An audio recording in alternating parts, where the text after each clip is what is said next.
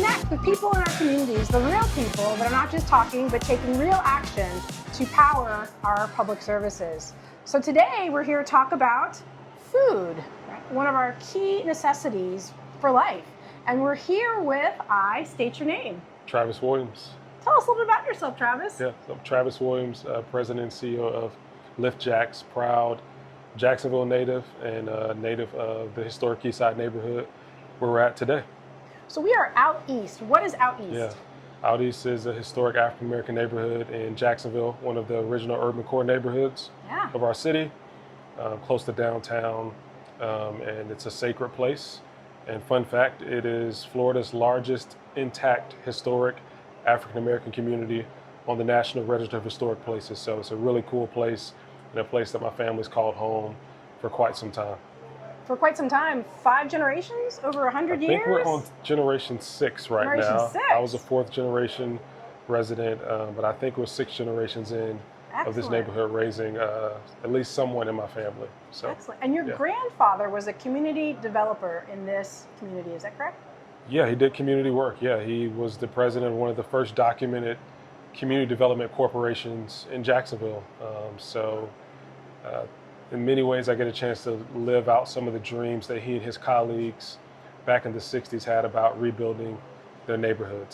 And talking about rebuilding neighborhoods and food, there's about 45 million Americans where, food is not accessible.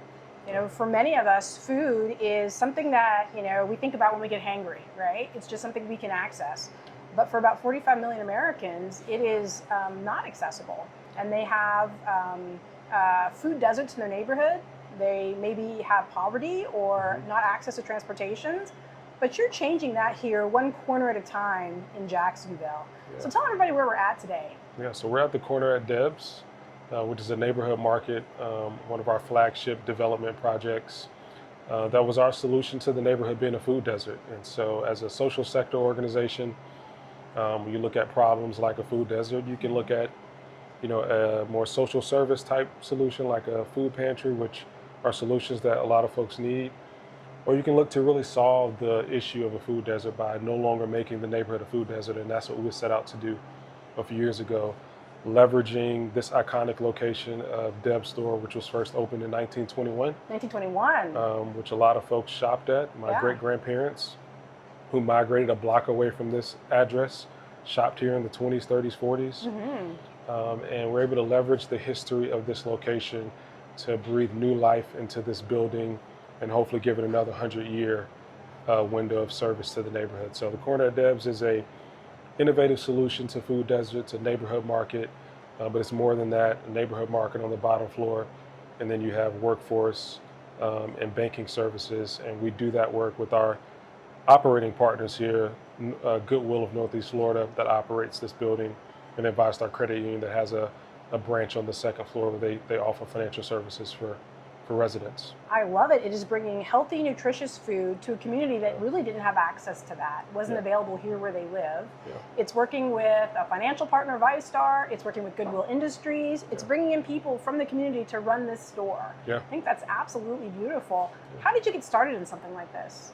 Well, our work in the neighborhood is a holistic neighborhood plan. So we're working to eradicate generational poverty, but we're doing that work through the neighborhood development lens. And so while this is one of the flagship projects, it's not a standalone. It's complemented with investments in really 4 main areas: housing investments, community wellness, which are your amenities, your access points, cradle to career education. How do we make sure that the families here have some of the best options from cradle to career? Career center right upstairs. And then long-term financial vitality, which deals with economics, small businesses, commercial corridor.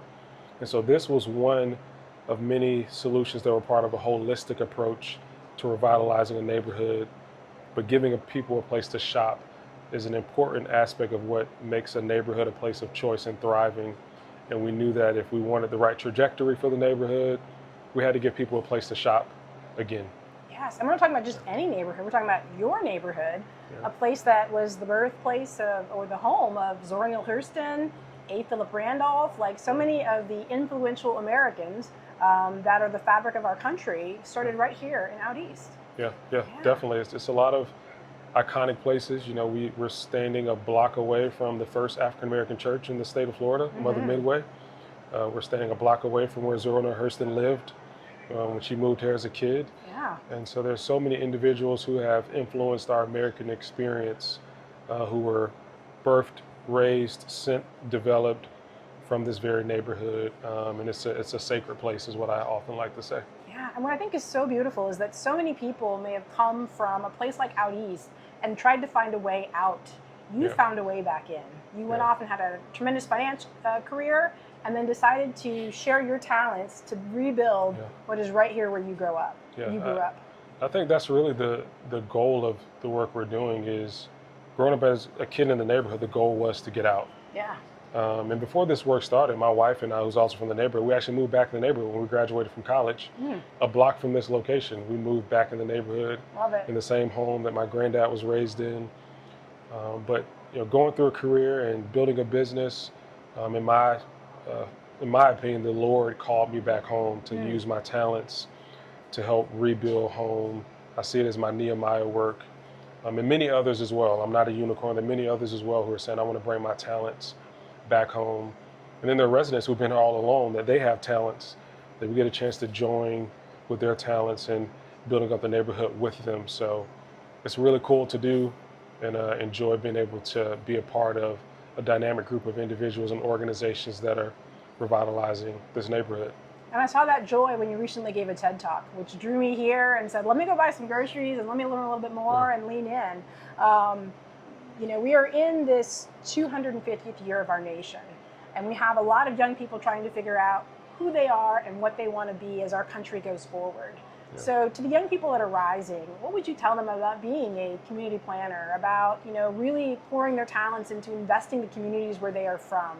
What would you tell them that would be a great career path for them? Man, I think neighborhoods are some of the most dynamic places, and we've lost a lot of that in our American experience because of suburbs and you move all over the place.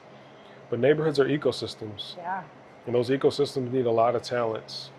So whether it's the private sector a person goes into and they just say, hey, I'm just going to still live here. Yeah. I'm going to allow the people who knew me since I was a child see me matriculate through business. I want to see kids walk by and dream of maybe being what I am, and just inspiration of kids seeing someone that looks like them. Yes. Maybe it's the public sector they go into and you fight for investments in the neighborhood through the public sector. But I think there's many ways. It doesn't have to be, I spend my 9-to-5 job focused on the neighborhood, but there's a lot of ways that people can help a neighborhood flourish. And sometimes it's just by choosing to still be here, and your face and your presence being here, and then using your talents to advocate for the place that you call home. So there's a lot of different pathways, but I would say you don't have to leave your neighborhood to be better and do better. Yeah. You can do better, be better where you're from, and keep those roots strong. And even if you don't live there necessarily, you can still find ways to give back. Absolutely. As a military officer, I used to tell the people that I was privileged to lead, bloom where you're planted. Like, don't just keep chasing other. Bloom where you are right here, and people will recognize your talent, and that's what you're doing. I think it's absolutely beautiful. I love the term you used in your TED Talk. It's not about other people coming in and saving a community and doing it from outside. It's how can you build from within. You called it within. I'm going to say it wrong. You say it. With gentrification. Yes. With gentrification. Yes. Which is different from gentrification, which is really change from the outside coming in. And with gentrification is saying that we can still need and want change, but it can be change that is built from within a neighborhood. Yes. And is done with the people who are already here. And not change that is the byproduct of just new people coming in. You do need new people into a neighborhood, but that change can start and be sparked by people who are already in a place. Yes, and you said, it's not what we do to a neighborhood, it's what we do with a neighborhood. I think that is so beautiful. So I know your time is precious. You were doing so many incredible things, whether it's community benefit agreements, right, with the Jaguars. You're just, changing what is the city of Jacksonville and starting it in your own community. I think it's so beautiful.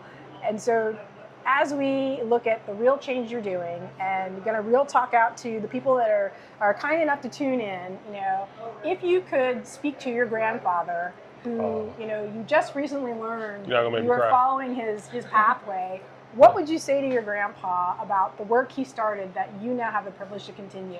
And how are you helping his vision of, I think something you said was, you have to have obedience, right, to the long-term vision. Yeah, long-term obedience, yeah. You are being obedient to your grandfather's long-term vision. What would you want to say to him right now about the work you're doing? Yeah. He's here. And I would say to him, and I would also say to his friends, because it was their vision for their neighborhood, is we're working to make your dreams come true.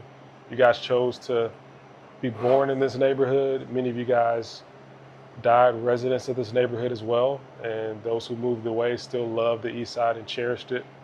So the dreams you had for recreating what you were born into in the 30s, this dynamic neighborhood that in many ways changed in your lifetime because of a lot of things that you saw happen, redlining, highways, etc. We're making some of those dreams come true, and we hope in your own special way you can see us recreating in many ways what you got a chance to experience in the 30s and 40s. And so we hope you're proud of us. We hope you and your friends are proud of us. And I miss you. And where can everyone learn more? Yeah, you can follow us on social media, LiftJax, LiftJax. You can find us on LinkedIn, Facebook, Instagram, and you can visit us at www.liftjax.org. And you can also learn more about the corner at Debs as well, and find out more about what's happening, and come and shop and buy something when you're in town or nearby.